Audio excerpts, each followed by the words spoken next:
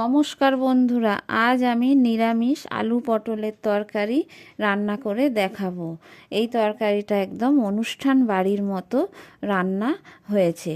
আপনারাও এইভাবে আলু পটলের নিরামিষ তরকারি করে দেখবেন, কেমন লাগে আর আমাকে কমেন্ট করে জানাবেন। নিরামিষ আলু পটলের তরকারি করার জন্য আমি 250 গ্রাম সাদা পটল নিয়েছি। নিয়ে দেখুন, পটলটা আমি পুরোপুরি ছাড়িয়ে ফেলিনি, একটু খোসা রেখে দিয়েছি। এইভাবে পটল কাটলে রান্না করলেও খুব ভালো স্বাদ হয়। আলুগুলো আমি বড় বড় করে কেটে ধুয়ে নিয়েছি।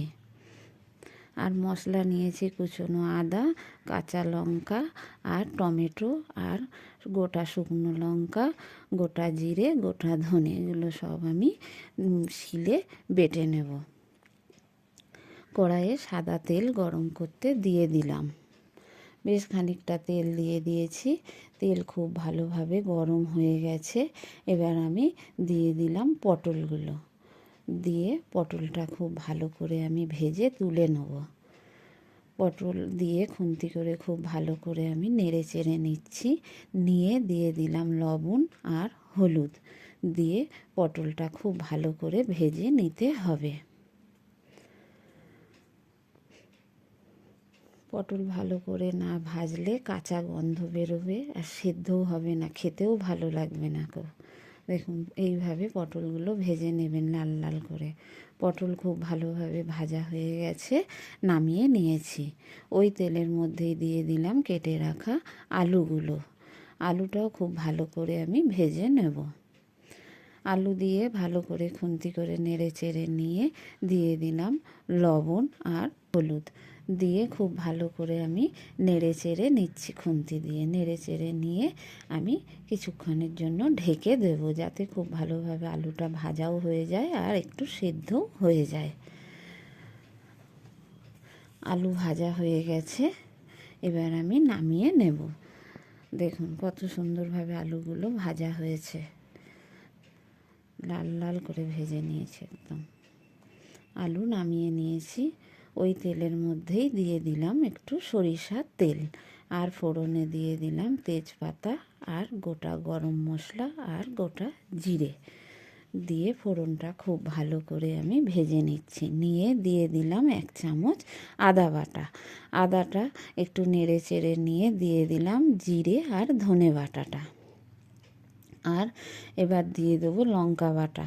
একটু আদা আর জিরেটা ভেজে নিয়ে দিয়ে দিলাম লঙ্কা বাটা আর দিয়ে দিলাম হলুদ। দিয়ে খুব ভালো করে মশলাটা কষাতে থাকবো আমি। দিয়ে দিলাম একটু চিনি। চিনিটার নিরামিষ পটলের তরকারি হবে, একটু মিষ্টি দিলাম যাতে খুব ভালো টেস্ট হয় তরকারিটায়। দিয়ে একটু নেড়ে চেড়ে নিয়ে দিয়ে দিলাম একটু জল। দিয়ে মশলাটা আমি কষাতে থাকবো। কষাতে কষাতে এবার আমি দিয়ে দিলাম কেটে রাখা টমেটোটা। টমেটোটা খুব ভালো করে আমি কষিয়ে নিচ্ছি মশলার সাথে। মশলা দিয়ে তেল ছেড়ে না আসা পর্যন্ত আমি খুব ভালো করে মশলাটা কষাতে থাকবো, আর টমেটোটাও যাতে খুব ভালোভাবে সেদ্ধ হয়ে যায়। আবার একটু জল দিয়ে দিলাম।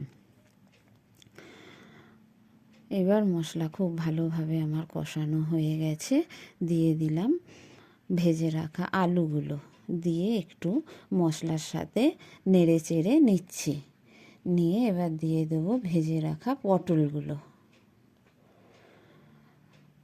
আলু মশলার সাথে কষিয়ে নিয়ে ভেজে রাখা পটলগুলো দিয়ে দিলাম।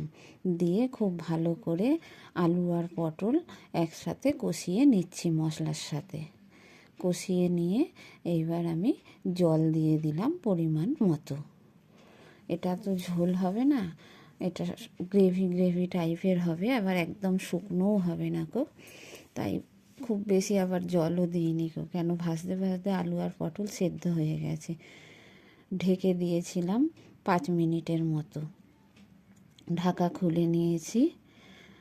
পটল আলু খুব ভালোভাবে সেদ্ধ হয়ে গেছে আর ঝোলটাও মরে গেছে অনেকটা। এই দেখুন কত সুন্দর সেদ্ধ হয়েছে আলুগুলো। পটলটাও খুব ভালো সেদ্ধ হয়ে গেছে। আমি দেখিয়ে দিচ্ছি আপনাদের। দেখুন পটল আলু তরকারি রান্না হয়ে গেছে, আমি নামিয়ে নিয়েছি। এখন কত সুন্দর লাগছে আলু পটলের নিরামিষ তরকারি, একদম অনুষ্ঠান বাড়ির মতো।